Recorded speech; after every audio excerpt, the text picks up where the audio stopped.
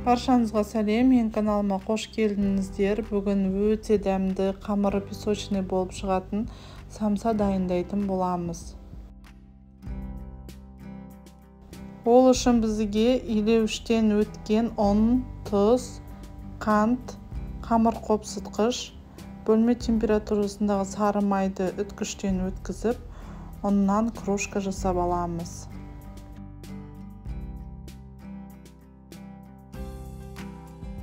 Ұнымыздан крошка жасап алдық. Енді осының үстіне қаймақ қосамыз.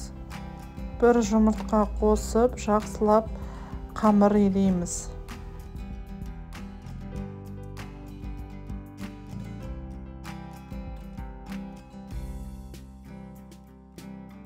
Қамырымыз қолға жабыспайтын жұмсақ болып шығады. Осы қамырды бірнеше бөліктерге бөліп, мұздатқышқа жарты сағатқа қойып қоямыз.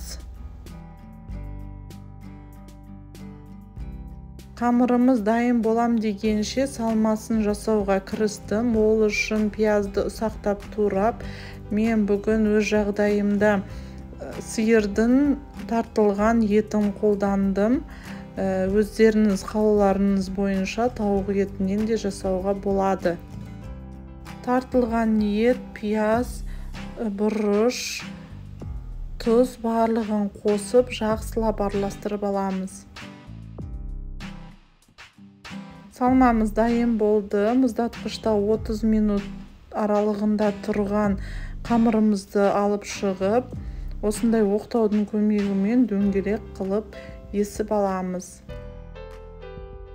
Самсамыздың беті әдемі узор болсын деп, осындай бауырсақ пісіретін какпырды қолдандым. Тестаны қойып, қолымызбен осылай басып шығамыз. Осындай әдемі узор берді. Енді ортасына салмасын салып, дәл видеодағындай түйіп шығатын боламыз.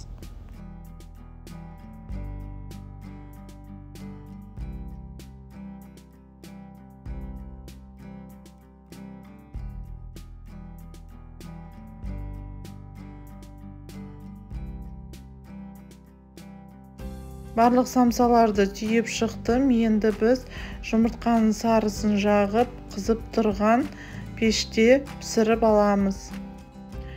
Осымен біздің самсамыз дайын. Осы рецепт бойынша жасап көріңіздер. Өте дәмді қамыры песочный болып шығады.